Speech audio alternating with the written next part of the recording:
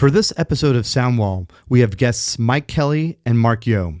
Mike and Mark volunteer for Guitars for Vets. Guitars for Vets is a nonprofit organization that serves at-risk United States veterans impacted by PTSD and other service-related trauma. Through their unique 10-week guitar instruction program, they put the healing power of music in the hands of our nation's heroes, helping to foster renewal, connection, and community. You're listening to Soundwall with Adam Schumann, presented by Danville Music, your local music store.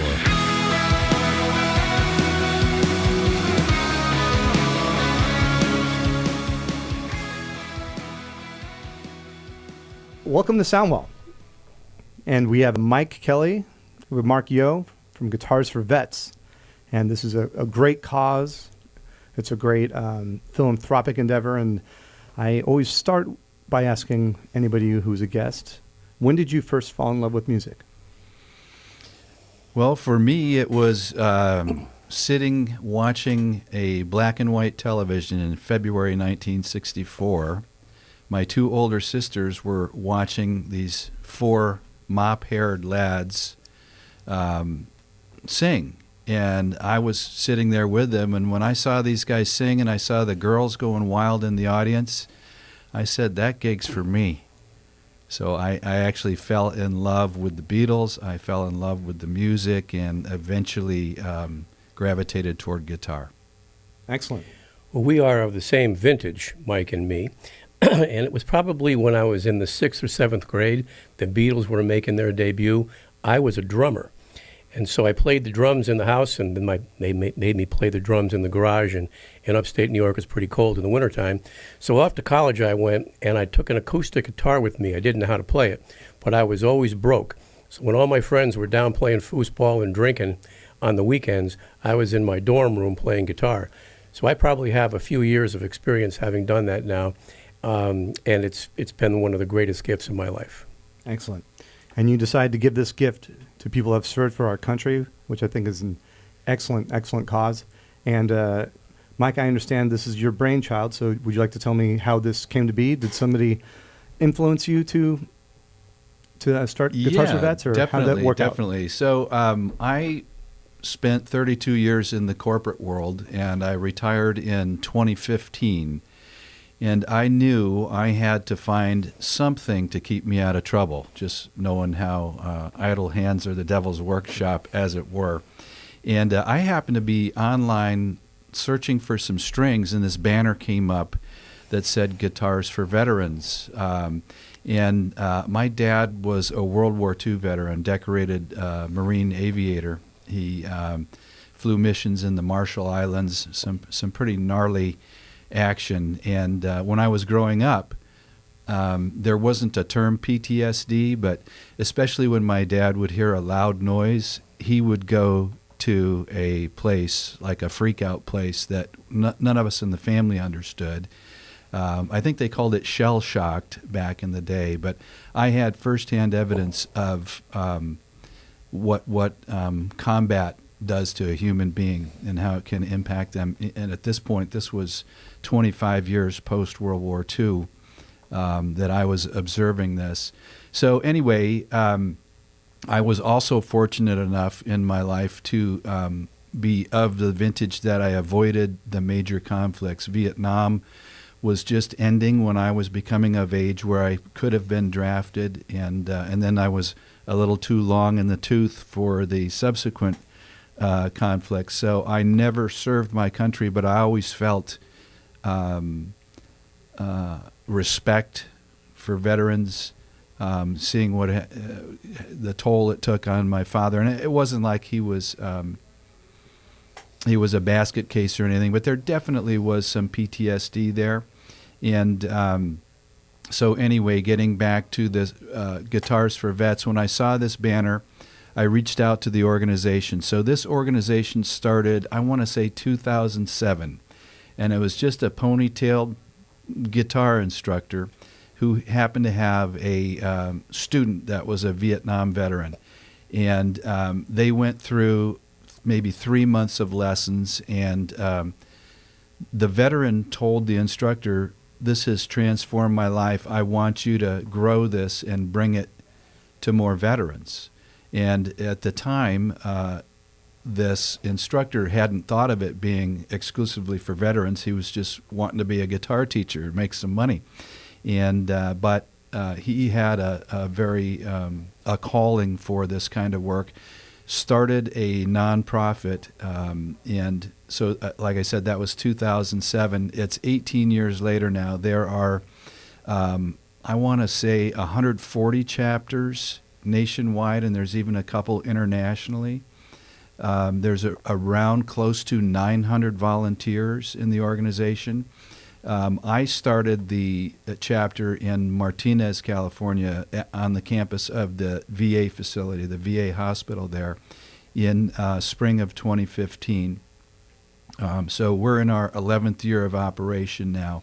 But that was how the whole thing got its start. I was looking for something that kind of matched my passion with a purpose so that I could, in retirement, not be that guy that passed away 2 months into retirement because he missed his job so much. So it's been extremely fulfilling for me. I was fortunate enough about a year ago at, I call it church, but it's also called Danville Music. At the Church of Danville Music, I met this man to my right here, Mark Yowe, and we just hit it off immediately, and Mark wanted to become involved, so Mark's been an instructor for a little over a year now at my chapter, at our chapter.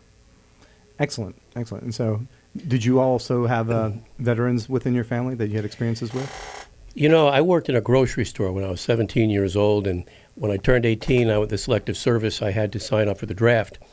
I was sitting in a bar with a guy, and when the numbers came out, my number was 159, and his number was 2. So the next day, off he went, but I didn't have to go. So when I worked in the grocery store, there was a guy that had just come back from Vietnam, and he was a mountain of a guy, gentle giant. His name was Bob. And I recall that we would work together, and everything was pretty normal. But if a car backfired in front of the store, he would just hit the floor. I saw that the reaction that he had. He couldn't help it. It was reflexive. He hit the floor. And I realized his experiences were very different than mine. I felt a little guilty because at the time, Vietnam veterans weren't being treated very well when they came home. It was a very unpopular war. So that just became a part of my DNA. And then over the years, I really didn't have any association with anything military. But when I met Mike and had the opportunity to meet the people that we work with, it was very inspirational to me for a number of reasons. One, how much they appreciated having this small little oasis to get away from things that most people never have to deal with, from a PTSD standpoint or anxiety control standpoint or rehab from physical injury. And the ability to just give them a little time, which is really not giving anything, to get back what they get and what I get from being with them has been unbelievable in the last year. And I thank Mike and the whole organization for being a part of it. Absolutely. One of my favorite Ben Franklin quotes is, "Do well by doing good." And I'm sure that the sort of reward you get emotionally from being able to help somebody out in this sort of capacity, it must be immense. Definitely. I 100% get more out of it than I put into it. A lot of people like to say, oh, that you're doing so much good in the world. And the people that we work with have a little joke that they are actually there as my therapy. So I thank them for that. That's amazing.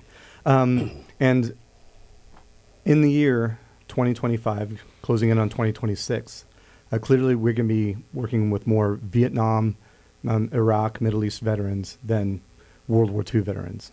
And that's got to be a completely different experience, the experience between coming home with ticker tape parades and a lot of honor versus some of the treatment the Vietnam vets received.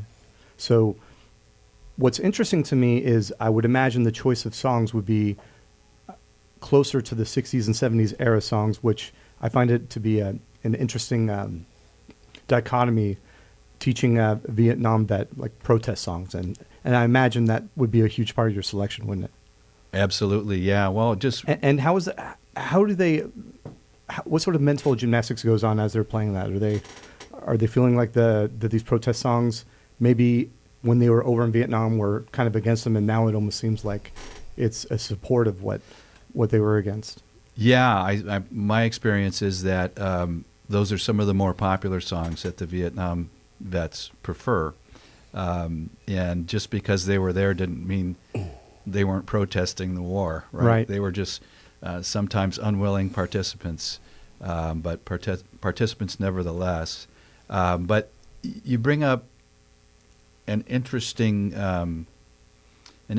concept, and that is how do you go about choosing music, and how do you go about finding out what someone wants to play? And let me start by saying that we have, I want to describe the program. So the program itself is very structured. It's so as I mentioned, there are close to 900 volunteers nationwide that are chapter coordinators like myself, instructors like Mark and myself.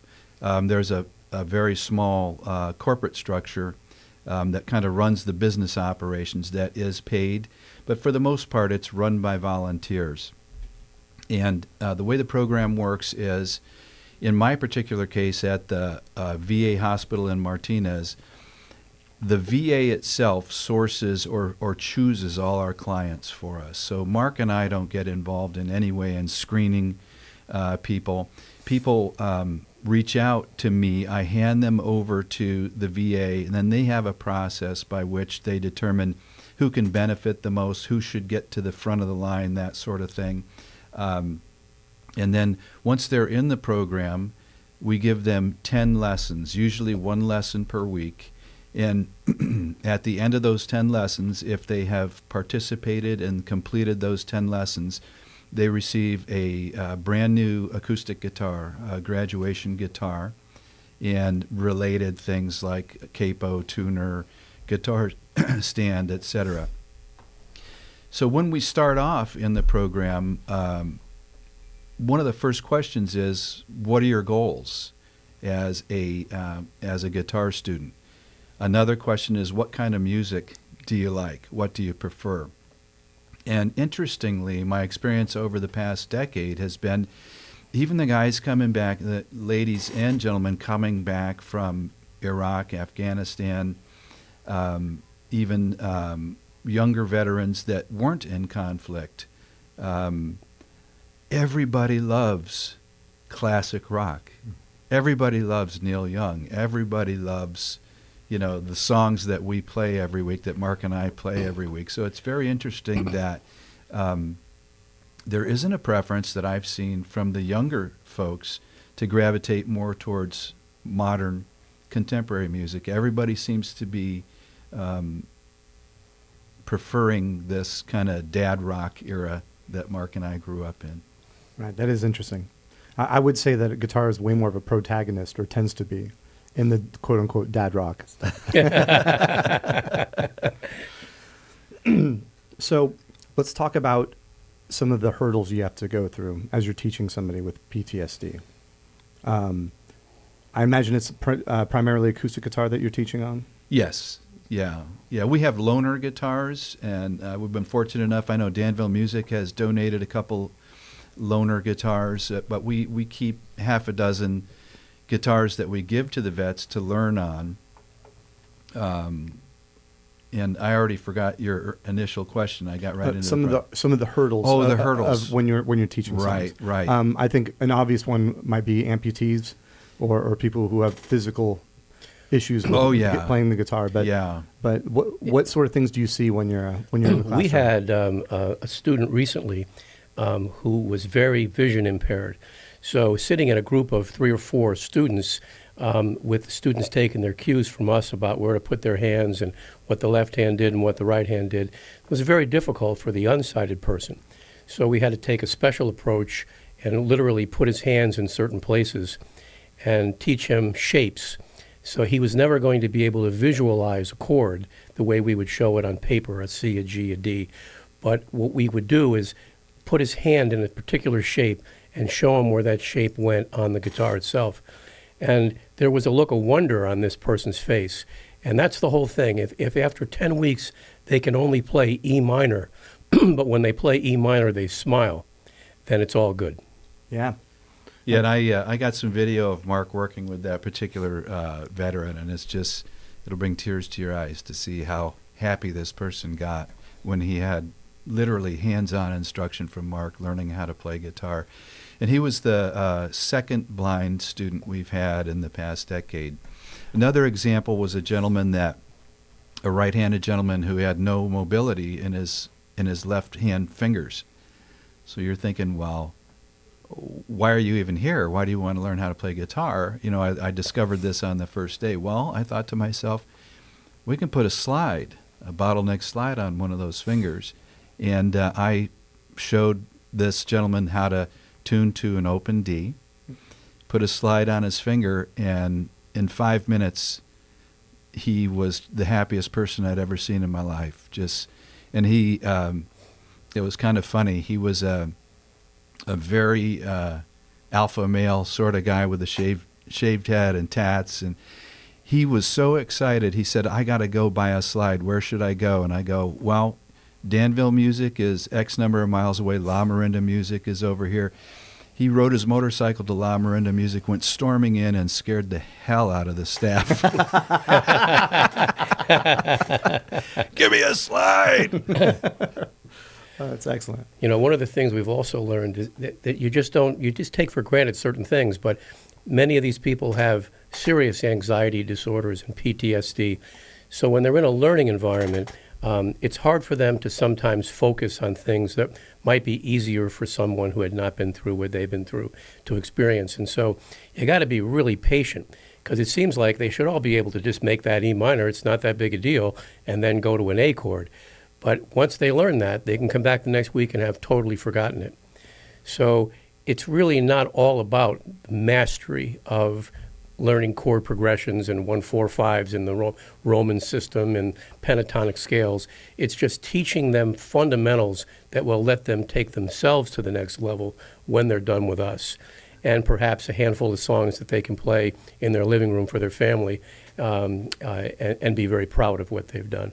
You know, when I was teaching, and I taught many students, I've told several people that being able to play Kumbaya is a challenge. When you're first learning the guitar, there's so many things that can go wrong. Millimeters make a difference in like how you're playing this. And just getting your right arm over the body, getting your left arm to, get them to talk to each other, that's hard enough as it is. But being able to just play a G, D, and C chord, it takes a while. So to be given more stepping stones on the way to getting to those points, it really is a challenge, and hats off to the guys for making the effort, and not only that, but it is interesting as let's call it standard guitar players. The good ones are never completely happy about where they're at, which is kind of what drives them to do better and better. But really, it is a magical thing when you play C chords for the first time, and to see that look of enjoyment, it's got to be an incredibly elated feeling, huh? That is the foundational principle, is we want to, as soon as possible, get that individual to be able to make a sound that emanates from that guitar that makes them happy. Yeah. And that's why the E minor chord is so important, and usually we call that home base. That's our first chord. So it's an fairly easy finger placement. You strum all 6 strings, and man, is it beautiful. It's the opening chord to My Sweet Lord. Mm-hmm. We also do, what's the other? Horse with No Name. A Horse with No Name. Yeah. So, but yeah, our goal is to show these people that they have the creative gift inside of them, that they can self-please by making these beautiful, beautiful noises on this instrument. And also, I don't want our listeners to feel like it's all a huge challenge, and it's definitely not doom and gloom. I've had students that in week 4 are learning how to do Travis picking and playing Dust in the Wind. I mean, there are some amazingly talented people that come through our program as well. We have a student right now, Jerry, who I'll play something and he'll go, wait, play that again, and it'll be like a unbelievable, a fairly complex operation, and he'll play it. And then we have another student who is challenged with fine motor skills, and that student is feeling deflated, and we try to assure them, don't feel deflated. If at the end you can play 2 chords and you know how to tune your guitar, then that's a victory. And what we started doing with this student is doing an open tuning, open D, so that you can just strum that thing without even having to use your left hand on it, and it sounds beautiful. And so that's kind of the range of folks that we deal with, but it's all rewarding. Well, clearly you have a questionnaire that you get people in, and they have to qualify. But it's got to be a challenge also to set the groups up together, because once you're teaching more than one person, you have to inevitably somebody's going to be passing up Yeah. and trying to work out that group dynamic. Yeah, and we typically don't do group lessons. It's typically one-on-one. So when Mark started, he had 2 students and I had 2 students, and we went on different days, I think even, and we'd block out an hour for each student. And then we thought, well, could we be more efficient? Could we do maybe the 2 of us do 6? And we're still in the midst of that experiment. I don't know how you feel, Mark. I'm leaning more towards the one-on-one's probably the way to go. What's your opinion after this last group? Well, I think the one-on-one is probably the more effective way, because with one-on-one, there's no peer pressure to perform. And so if somebody makes a mistake, you both just laugh and start over. In a group, sometimes it's a little, like Mike said, there's one student that's way beyond the capability of another student, and that student's thought process is, I can't do this like that person. And we don't want someone disappointed. We want them to be able to progress on a schedule that works for them. This kind of ended up this way because Mike and I have so much fun together. So we just go eat a nice lunch after we do our jam with the vets on Mondays, and then go into the teaching environment, and we just contradict each other for an hour in front of the 4 students, which is fun because that's just how we roll. But regardless if we do the group thing or the individual thing, I still think you end up where you want to be at the end of it. The group things are a little less structured. I think when you're doing one-on-one, it's more incumbent upon the instructor to be prepared for what exactly they want that student to be able to do at the end of an hour. Mike had such a plan the other day. He came in with a game plan of what he wanted to do, and I already had him playing an E7, A7, B7 blues progression, and Mike thought, well, I guess I'll just not do what I was going to do today. And he started playing an E7, A7, B7 blues progression, and at the end of an hour, we were having a blast. Some guys were playing lead, and these are people that couldn't play any chords of any kind 2 weeks prior. Oh, wow. So we got a little groove, and we showed them what a groove was, and that when you play in time, what can happen. So, I think there's benefits to the group lesson, and there's benefits to the individual, and we're flexible. We'll just figure out based on who's incoming in the next group what best will work for them. So as the expression goes, Mike plans and Mark laughs, right? Pretty much. I've heard a variation of that. There's strategy and then good. there's tactics. Yeah. But interestingly, I've observed with this group we have right now that there is a real chemistry and camaraderie that they share with each other that they wouldn't get were they in individual lessons. So these guys are fast becoming buds. And it's important that Mark and I not try to cram so much in their heads that we have a recipe that we're trying to bake every week, and allow them time to socialize with each other. Because I've gotten some feedback from partners of vets that this may be the one time per week they come out of their house. Wow. And so we want to definitely make that a fulsome time for them. Music, camaraderie. So anyway, there's a lot that goes into these lessons that isn't musical. And I imagine it's tough for a lot of these people to share their stories with somebody who's only known civilian life. And it must be nice to find others, Right. like in a very, very relaxed setting that they can kind of share stories. Absolutely. And some of them don't want to share their stories at all, and that's fine too, I'm Yeah, sure. yeah, we definitely never go fishing for stories. It's for us, it's all about the music. But if someone wants to share a story, then we're all ears. We're going to listen. And let me tell you, I've heard some hair-raising stories about some situations, life or death situations people have been in. Yeah, and my generation is almost everybody has an uncle that was in Vietnam. Mhm.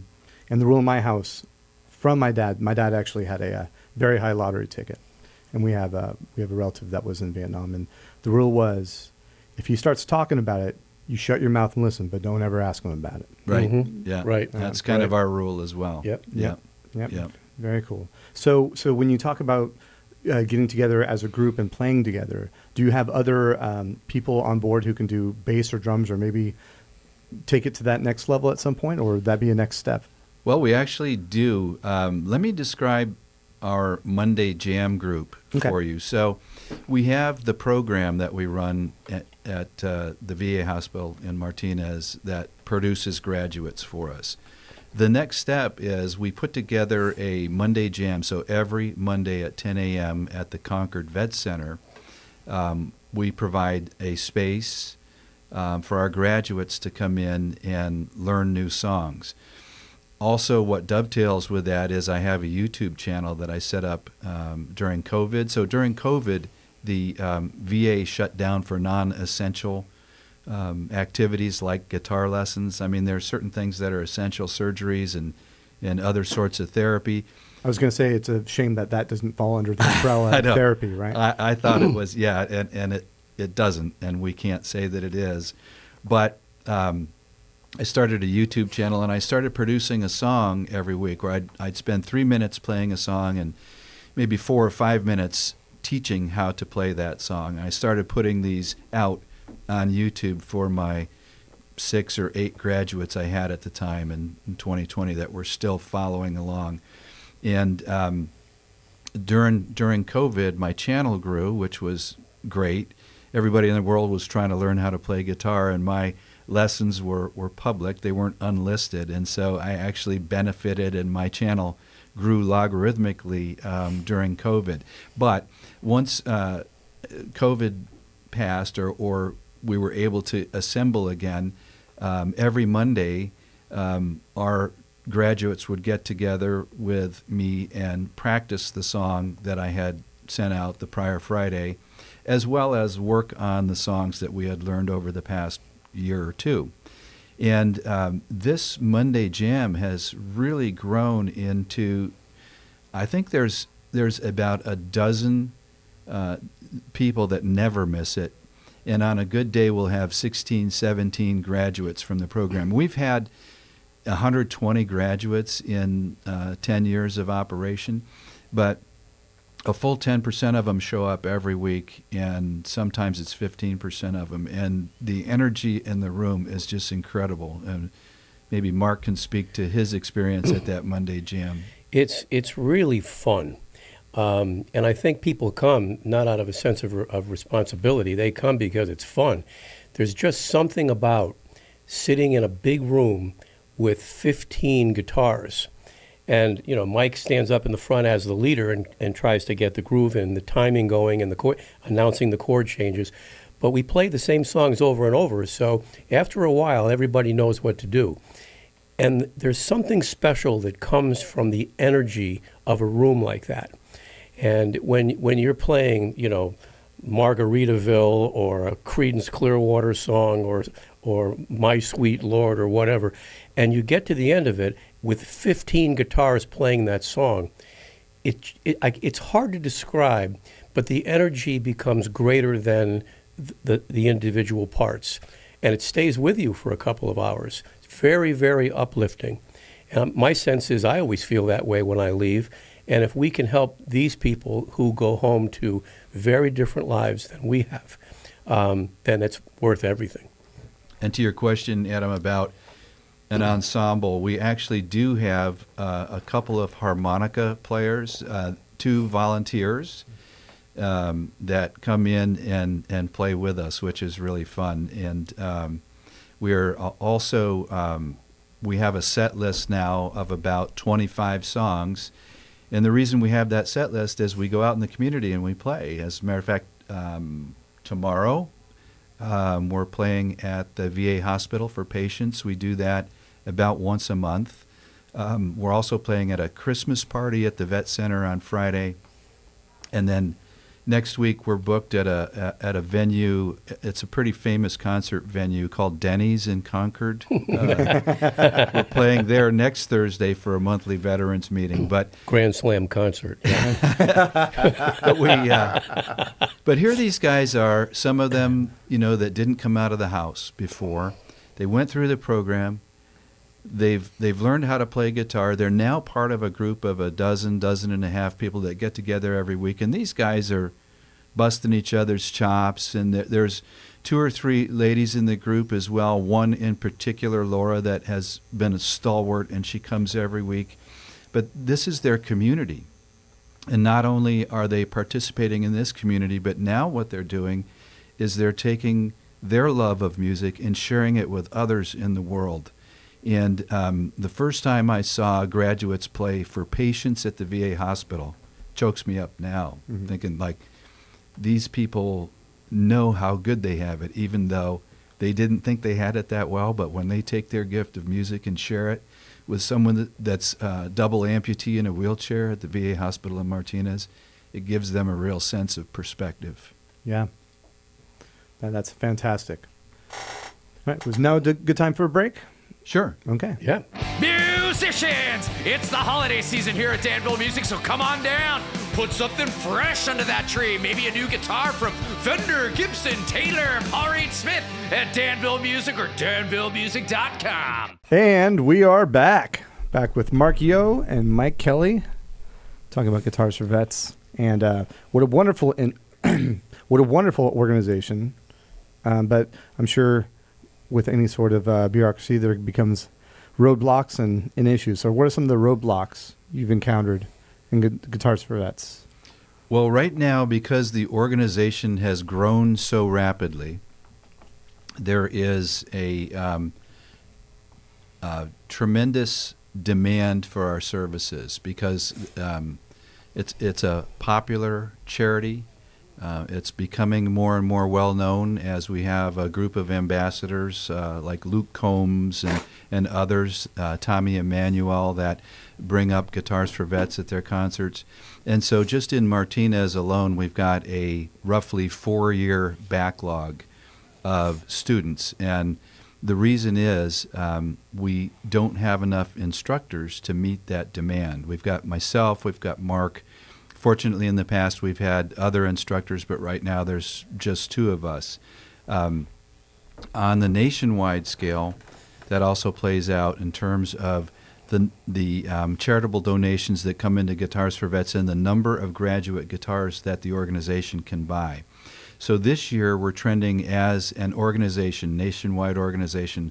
We're going to hand out almost 2,000 graduate guitars are forecasted for this year.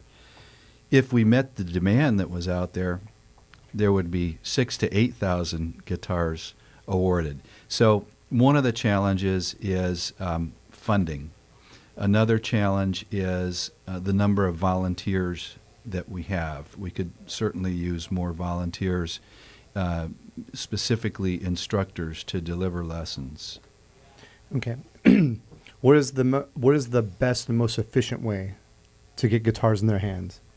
Is it writing a check to the organization itself? Is it trying to get your local music store involved? How do you see this working out? Yeah, all of the above. I think it's great, and it's very easy on the website, www.guitars4vets.org.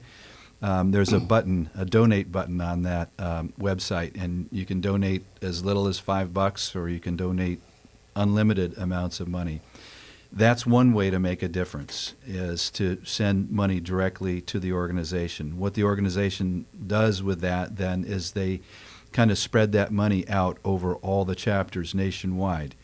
If one of your listeners wanted to make a difference here locally, then they can, as you mentioned, if someone has a guitar that they haven't played in a while, they can reach out through Guitars for Vets website. They can find me. We have a chapter locator functionality on that website where they can find my email address. I get at least 1 or 2 emails a month where someone has a guitar that hasn't been used that they want to donate.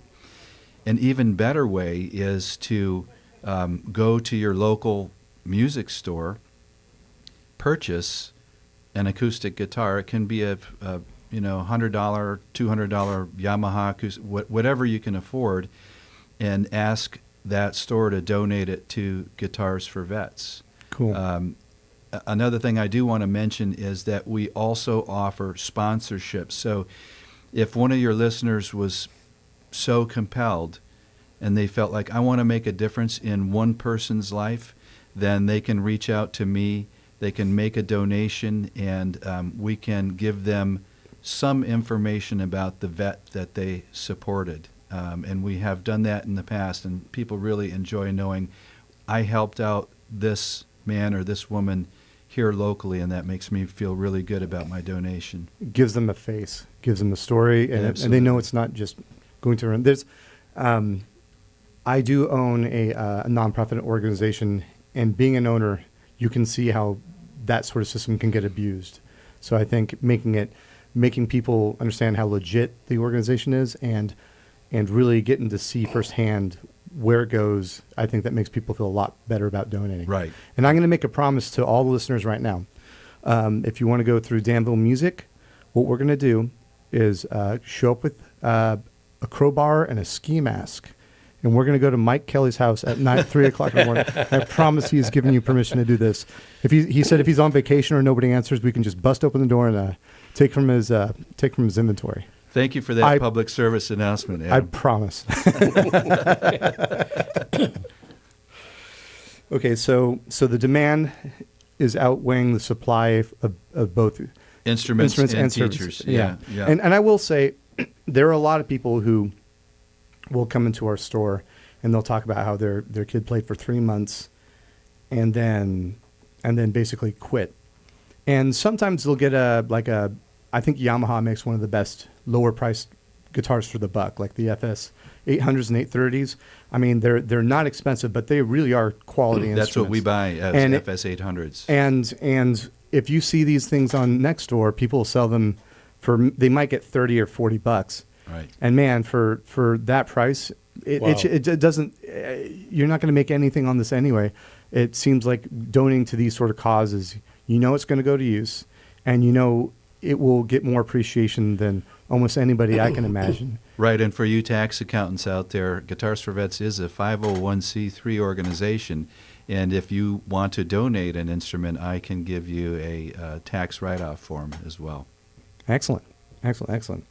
Well, let's talk about how can people spread the word about Guitars for Vets, other than being a Luke Combs or something like that. Well, I think first off is being curious and going to the website. So again, www.guitars4vets.org. It's a very easily navigable website, and it tells the story of Guitars for Vets very well. How best do we tell the story? There's an opportunity as well here locally. There used to be a restaurant in San Ramon called Gianni's, and they would one night per month allow a nonprofit organization to come in, and they would supply the wait staff and the cook staff, and they would donate 10% of the proceeds that evening to the charitable organization. That's something that I am going to recommit to, because I think not only can we raise significant funds that way, but also people become aware, what is this Guitars for Vets? Because once someone understands what it is, what the mission is, and what we accomplish, it's hard not to get excited about it. So that's something that I can do to generate more publicity locally, for sure. Excellent. One other thing we do too is in the Northern California area, East Bay, We have a number of house concerts where musicians of various abilities and skills, mostly acoustic players, come and play for audiences of anywhere from 20 to 100 people. And I've scheduled to have several of those house concerts in 2026, where we're going to talk about Guitars for Vets a little more brazenly, and invite people to make their donations at that time. So I think we're going to we'll get some good runway from that. Excellent. If you feel like sharing, I think it'd be nice to hear about what you feel are some of your greatest success stories, or even just some of your strangest and most interesting stories. Well, there was one guy who was so enthusiastic that I looked forward to seeing him every week. He was a horn player, and he played reveille and taps on bases all over the world when he served. So whenever he couldn't really perform on the guitar, he would bring a brass instrument just to show me that he was musical.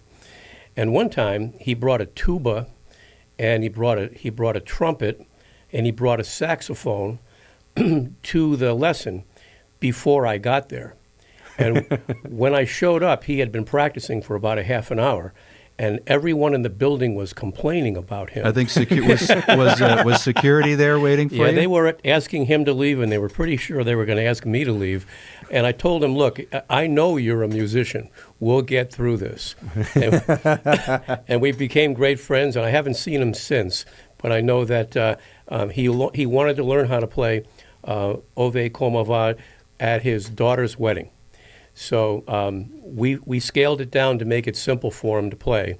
And he sent me the video of him on the stage with the band playing that song at his daughter's wedding, which was quite an accomplishment because he had come a very long way. So he would travel to the lesson on a bus, and he would have a walker.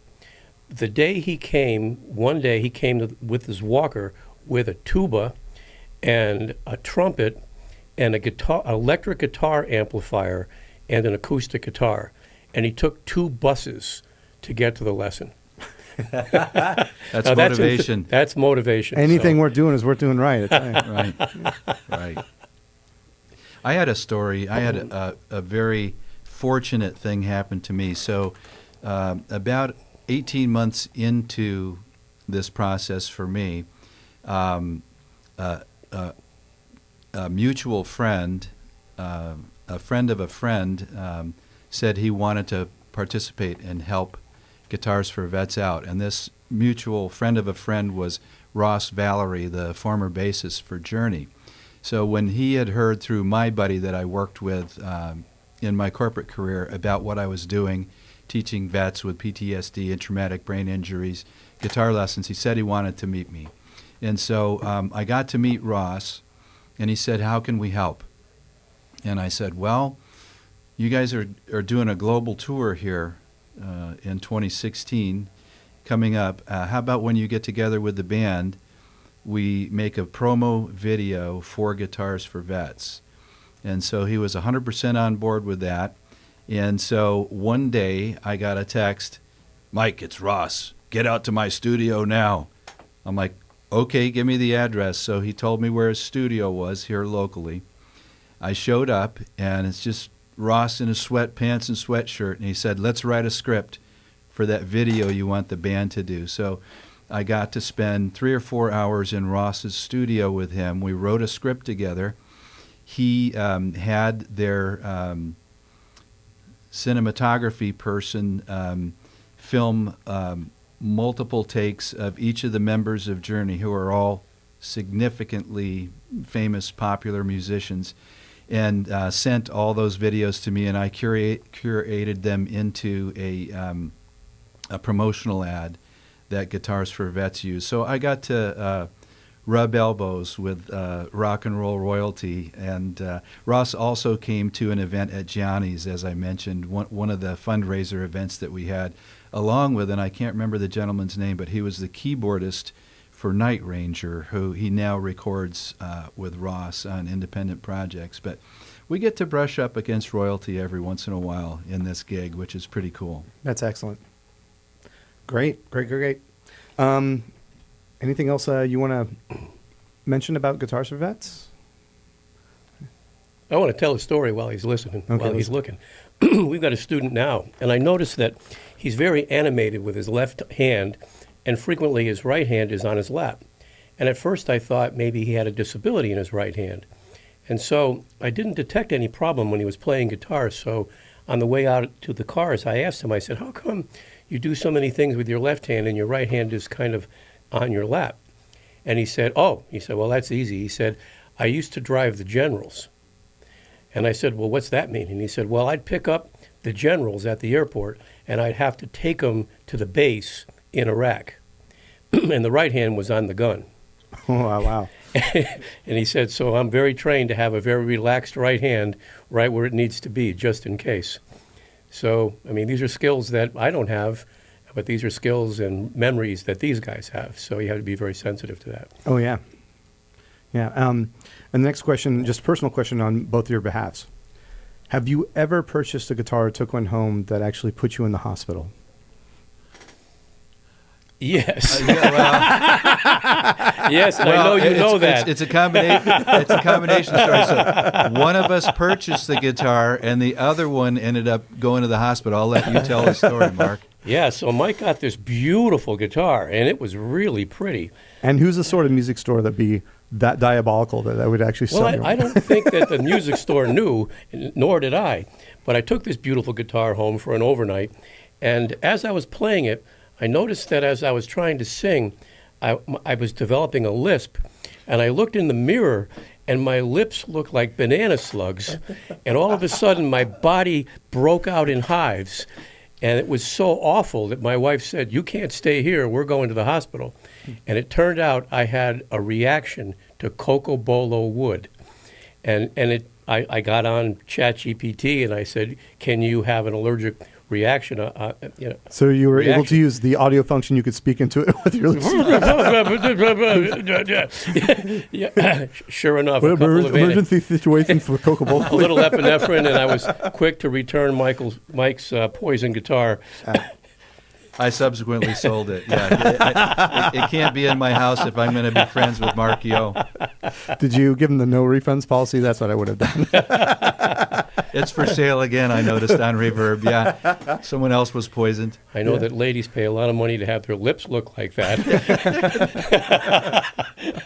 But not me. All right. Well, what are 3 pieces of music equipment personally that you own that like you would never want to part with for any reason whatsoever? 3. I'll start with 1. Mark, would you like to share with the class and make us all laugh?